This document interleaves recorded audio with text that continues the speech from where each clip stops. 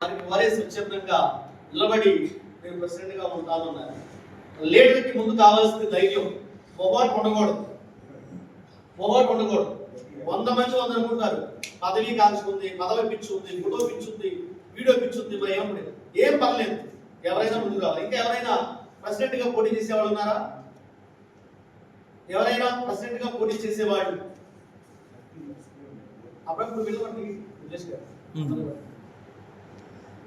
ఒకటోసారి interested to contest for the post of president, you have got the evacuation, then really come forward without any hesitation. దమ్ము ధైర్యం తెగింపు ఉన్నవాడే నిజమైన నాయకుడు. దాంట్లో మీకు 3 ఉన్నాయో చూసుకోండి. దమ్ముందా, ధైర్యం ఉందా, తెగింపు ఉందా? ఇంకా ప్రెసిడెంట్ గా కిషోర్ గారిని ఏకగ్రీవంగా ఎన్నుకోవడానికి అందరికి సిద్ధమేనా? ఇంకా అంటే ఇక్కడ మనం ప్యానల్స్ పెట్టట్లా. ప్యానల్స్ పెడితే గ్రూప్ అయిపోతాం. కాబట్టి ఎవరైనా గురు కావచ్చు. ఒకవేళ వాళ్ళతో పాటు మనం సపరేట్గా మాట్లాడతాం. అంటే ప్రెసిడెంట్ గా పంజాబ్ కిషోర్ గారు పోటీ చేస్తున్నారు. మరొకరు పోటీ చేసే బెనిఫిట్ ఏంటంటే, ఒకవేళ పంజాబ్ కిషోర్ గారు ప్రెసిడెంట్ అవ్వచ్చు. రెండవ బెనిఫిట్ ఏంటంటే, నెక్స్ట్ వీక్ వాళ్ళకి అచీవ్ చేసినట్లు లెక్కే. ప్లస్ మిగతా సభ్యులందరూ ఓటర్స్ అందరూ కూడా వాళ్ళ మైండ్ లో ఫ్యూచర్ ప్రెసిడెంట్ ఇదే అనే అవకాశం ఉంటుంది. అంటే ఒక అసోసియేషన్ ఎప్పుడు కూడా, ఇప్పుడు నేను ఒక నేషనల్ అసోసియేషన్ రన్ చేస్తున్నా, అది 100 ఏళ్లకు పైబడిన సువర్ణ చరిత్రను సృష్టించడం కోసం మనందరం కూడా కీలక పాత్ర పోషించాలని చెప్పేసి నేను ఒక నినాదం ఇచ్చాను. రాబోయే 30 సంవత్సరాల వరకు ఎవరు నేషనల్ ప్రెసిడెంట్ గా ఉంటారు, ఎవరు స్టేట్ ప్రెసిడెంట్ గా ఉంటారని చెప్పేసి నేను ఆ సంఘానికి ఎండగా ఉండి ఇప్పుడు ఒక విజన్ తో ఉన్నాను. ఆ విజన్ ని, నా యొక్క ఐడియాలజీని ఇప్పటికే సభ్యుల్లో పంపిస్తా ఉన్నాను. అంటే ఈ యొక్క అసోసియేషన్ యొక్క భవిష్యత్తు రాబోయే 20 ఏళ్ళలో 30 ఏళ్లలో ఎలా ఉంటుందో ఈ రోజునే మనం ఊహించగలగాలి. విజన్, అదే విజనరీ లీడర్ అంటే. కాబట్టి సభ్యులకు తెలియాలి, ఓకే ఈ రోజు కిషోర్, రేపు పొద్దు సబ్ ఏ, సబ్ బి, సబ్ సి వస్త్రాలు తెలియాలి. కాబట్టి మొహమాట పడవద్దు. తమ్ముడు కిషోర్ ఏమనుకోరు, మిగతా వాళ్ళు కూడా ఏమనుకోరు. ఎవరైనా వారికి తర్వాత మనం మళ్ళీ ఏం చేస్తామంటే, నామినేషన్ రాసుకున్న తర్వాత టైం ఇస్తాం. టైం ఇచ్చినప్పుడు వాళ్ళు నామినేషన్స్ ని వెనక్కి తీసుకోవచ్చు. లేదనుకోండి, ఎలక్షన్ కండక్ట్ చేయకుండానే వాళ్ళందరినీ కూర్చోబెట్టి కాంప్రమైజ్ చేసి అది కూడా చేస్తాం. కాబట్టి అవకాశాలు సద్వినియోగం చేసుకోవాలి. అవకాశాలు ఉన్నప్పుడు సద్వినియోగం చేసుకోవాలి, అవకాశాలు లేనప్పుడు క్రియేట్ చేసుకోవాలి ప్రతి ఒక్కరు కూడా. ఓకే, ఒకటోసారి, అదేవిధంగా రెండోసారి ఎవరైనా లేడీస్ నుంచి రావాలి. అంటే రేపు ఎలా ఉండాలంటే, కిషోర్ గారికి కూడా పోటీ వచ్చింది కాబట్టి ఇంకా బాగా వచ్చేస్తారు. అలా కాకపోతే ఏమైంది, 10 మంది మాట్లాడేసి కిషోర్ బయట అందరూ బయట పెట్టేసి ఎక్కడే ఉంటుంది, మీరు ఎవరు మాట్లాడవద్దని చెప్పేసి భయపెట్టేట్టుగా ఉంటుంది. కాబట్టి ఎవరో ఒకరు ముందుకు రావాలి. అంటే మీరు నోటల్ పర్సన్స్ గా, ఎలక్షన్ ఆఫీసర్స్ గా, లేదా పెద్దవాళ్ళగా, సీనియర్స్ గా ఇటువంటి యొక్క అవకాశాన్ని మీకు ఇవ్వాలి. లేదని మేము కూడా, నాకు మా తమ్ముడు కిషోర్ ఇదివరకు నా దగ్గర చేశారు కాబట్టి, నాకు క్లోజ్ కాబట్టి నేను ఆ ముందుగా మాట్లాడేసి ఉంటుంది. ఎవరైనా థర్డ్, మూడోసారి లాస్ట్ ఎవరు లేరా? ఓకే ఓకే, ఒకసారి మీ అందరికి అప్పుడే చెప్పిన తర్వాత మీ అందరి కర్తవ్యాలతో వారిని ఉంటాయి కాబట్టి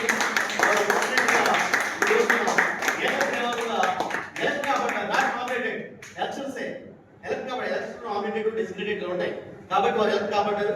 మరొకసారి మీ అందరి కర్తవ్యాలతో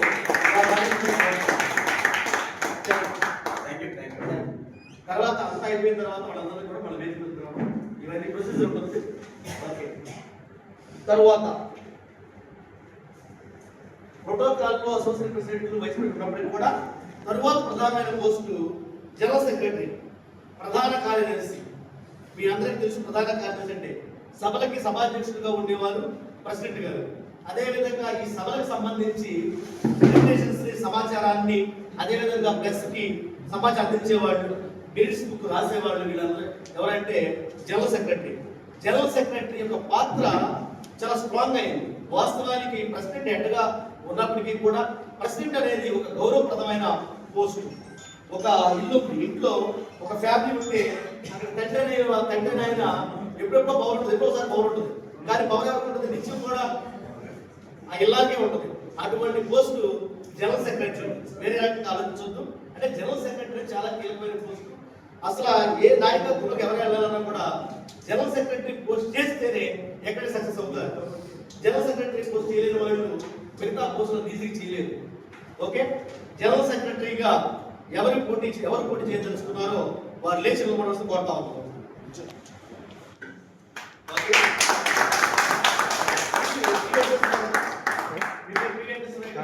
పి వెంకటేశ్వర గారు జనరల్ సెక్రటరీగా పోటీ చేయడానికి సిద్ధంగా ఉన్నారు, నిలబడ్డారు. 17 బ్యాచ్ ఓకే. పి వెంకటేశ్వర గారు 17 బ్యాచ్ చూడండి. 17 బ్యాచ్ మళ్ళీ ఎవరు లేరు, ఇంకా లేటెస్ట్ బ్యాచ్ అదే కదా. 15 తర్వాత లేదు, ఏదో తర్వాత ఒకటి వచ్చాక మనకు లేదు, మనకి సెలెక్ట్ లేదు, వేరే జిల్లాలో ఉన్నారు. ఓకే, జనరల్ సెక్రటరీగా ఎవరు పోటీ చేయదలుచుకున్నారో వాళ్ళు ముందుకు రావచ్చు. మేము రన్ చేసే అసోసియేషన్లో జనరల్ సెక్రటరీగా 4 పోటీ చేశాం. అంటే మామూలుగా ఎక్కడ చేయడమే, ప్రొసీజర్ అంతా సంతకాలు ఉంటాయి, నామినేషన్ ఫార్మ్స్ ఇవన్నీ ఉంటాయి. అప్పుడు ఏం చేసామంటే మేము deputy general secretary, assistant general సెక్రటరీగా ఎవరైతే పోటీ పడ్డారో వాళ్ళని పిలిచి వాళ్ళ పని కేటాయించాం. అది బిల్స్ లో రాశాం. తరువాత సంవత్సరం డిప్యూటీ జనరల్ సెక్రటరీ అంటే విజన్, అంటే మన నాయకులు ఎవరు మీరు చూడండి. ఏ ప్రాంతమైనా కూడా సస్యామలంగా ఉండాలి అంటే, అభివృద్ధి చెందాలంటే ఒక్కొక్కసారి మనకు అర్థమవుతూ ఉంటుంది. ఒక నాయకుడు వచ్చినప్పుడు ఏ విధంగా మనం పరిస్థితులు ఉంటే అర్థమవుతూ ఉంటుంది. అప్పుడు నాయకత్వం గురించి కానీ నాయకుడి గురించి కానీ తెలుస్తూ ఉంటుంది. కాబట్టి ఏ ప్రాంతమైనా ఏ వింగ్ అయినా కూడా బలమైన నాయకులు ఉన్నప్పుడు మాత్రమే వాళ్ళ ఉనికి 100కి 100% చాటుకోవడానికి అవకాశం ఉంటుంది. ఎక్కడైతే సమర్థవంత నాయకత్వం లేదో, ఇప్పుడు దేశాలు చూస్తా ఉన్నాం, ప్రజల్లోంచి విప్లవాలు వస్తాయి. ఉద్యమాలు ఎలా వస్తాయంటే, ఉద్యమాలు కొంతమంది నుంచి వస్తుంది. విప్లవం ఎప్పుడు కూడా స్వచ్ఛందంగా ప్రజల్లో నుంచి వస్తుంది. అంటే ఒకేసారి 1,00,000 మంది ప్రజల్లో ఏమవుతుందంటే ఒక ఆలోచన వదిలేస్తుంది. అంటే అక్కడ సరే నాయకత్వం లేదు అనేది మనకు అర్థమవుతూ ఉంటుంది. అందుకని గవర్నమెంట్ మారిపోతూ ఉంటాయి. ఈ మధ్య నేపాల్ కొన్ని చోట్ల అలా జరిగింది. కాబట్టి జనరల్ సెక్రటరీగా ఎవరు పోటీ చేస్తారో అవకాశం ఉంది. దయచేసి మీకు మీరే మీరు చెప్పచ్చు, లేదా పక్కన కూడా చెప్పచ్చు. అంటే ఎలక్షన్స్ అంటే సాదాసీదాగా ఉండకూడదు, హీట్ జనరేట్ అవ్వాలి.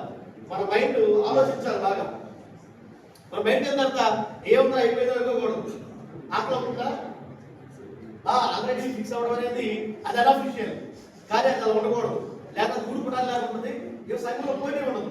ఎవరైనా దయచేసి ఎవరైనా పేరు చెప్పండి. తప్పున్నాడు 1 2 లాస్ట్ 3 అనేస్తున్నాను. 3 వెంకటేశ్వర గారు జనరల్ సెక్రటరీగా ఈరోజు మనందరం కలిసి ఒకసారి మీ ఫేస్ కనిపించాలి. జనరల్ సెక్రటరీగా ప్రధాన కార్యదర్శిగా వారు ఎన్నికబడ్డారు. వారి సందర్భంగా మీ అందరికీ థ్యాంక్ యూ. ఓకే, మీరు సమయం ఎక్కువ ఉందని చెప్పి బాధపడమాకండి. మన కోసం, మన ఇంజనీరింగ్ కమ్యూనిటీ కోసం కాసేపు టైం కంటిన్యూ చేయకపోతే ఎలా? కాబట్టి టైము ఇది ఇంపార్టెంట్ టైం మనం ఉపయోగించుకోవాలి దయచేసి. నెక్స్ట్ ట్రెజరర్గా సంఘం యొక్క అభివృద్ధి అనేది ఆర్థిక వనరులను బట్టి ఉంటుంది. ఈ రోజున కోట్లాది రూపాయలు ఉన్న వాళ్ళు కూడా వాళ్ళ జేబులో నుంచి ₹1 తీయలేని పరిస్థితిలో ఉంటారు. అది మైండ్ సెట్ కి సంబంధించింది. అదేవిధంగా నేను అప్పుడు చూస్తా ఉంటా, మెంబర్షిప్ 5వ తారీఖులో పే చేసేయాలి. పాపం ప్రెసిడెంట్ గారు, జనరల్ సెక్రటరీ గారు చాలా మంది బతిమాలుతారు. నేను మీ గ్రూప్ లో ఉన్నారు, గ్రూప్ లో చూస్తా ఉంటా బతిమాలు కూడా 5వ తారీఖు కార్యక్రమంలో మొత్తం అందరూ కూడా మెంబర్షిప్ ఇచ్చేయాలి. లేదా ఏదో ఒక కార్యక్రమానికి డొనేషన్ కావాలంటే పోటీలు పడి డొనేషన్ ఇవ్వాలి. ఇంకా ఆపే రుద్రబాబు అన్నట్టు ఉండాలి. కాబట్టి ఈ ట్రెజర్ పోస్ట్, కోశాధికారి పోస్టు చాలా ఇంపార్టెంట్. ఎప్పటి వరకు సతీష్ గారు పనిచేశారు, బాగా పనిచేశారు 2 టైమ్స్. ఇప్పుడు ఇంకా ట్రెజర్ పోస్ట్ కోసం పోటీ పడే వాళ్ళు స్వచ్ఛందంగా అయినా నిలబడచ్చు, లేదా పక్కన వాళ్ళు గొప్ప చేయొచ్చు.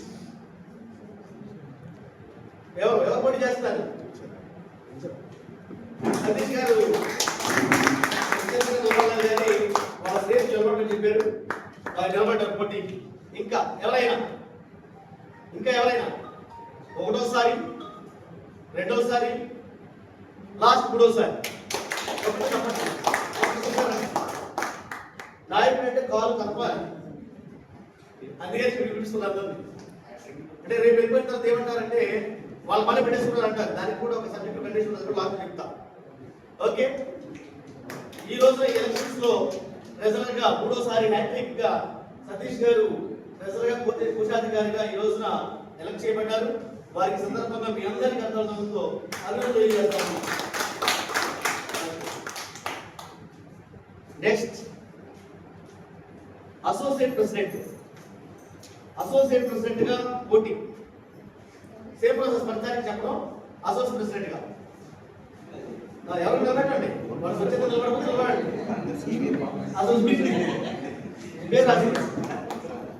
అసోసియేట్ ప్రెసిడెంట్ గా చెప్పండి, నా పేరు ఇది, నేను పనిచేస్తున్నాను, నేను పోటీ చేస్తాను చెప్పండి.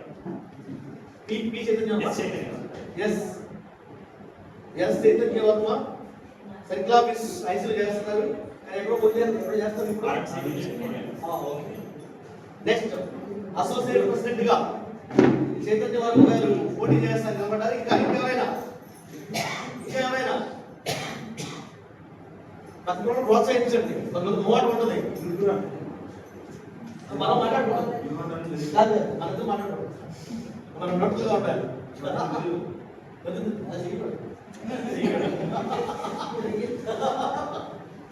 అదే స్పీడ్ అని చెప్పారుగా, ఇందా చెప్పాక రాశారు స్పీడ్ అని.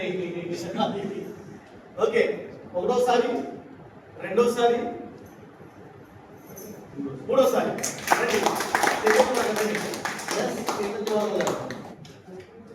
అసోసియేట్ ప్రెసిడెంట్ గా, సంయుక్త అధ్యక్షులుగా అయితే సహ అధ్యక్షులుగా వారు ఎలక్ట్ కాబడ్డారు. మీరు ఈ యొక్క పని ఏంటంటే ప్రెసిడెంట్ గారికి వెనుదలుగా నిలవాలి. ఒకవేళ ప్రెసిడెంట్ గారు లేని సందర్భంలో వారు ఆ బాధ్యతలు కూడా చేపట్టాలి.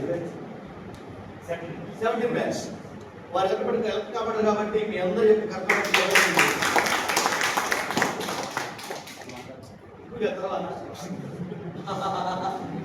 తర్వాత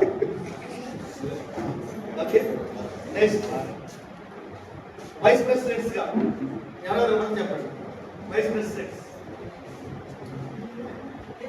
ప్రెసిడెంట్స్ ఉషా గారు సర్కిల్ ఆఫీస్ చెప్పుకున్నారు కాబట్టి మనం డైరెక్ట్ గా వెళ్తాయి.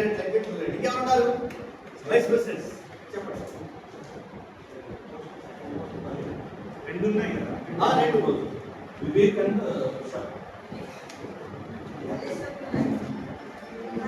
ఎక్స్ట్రా ఉండొచ్చు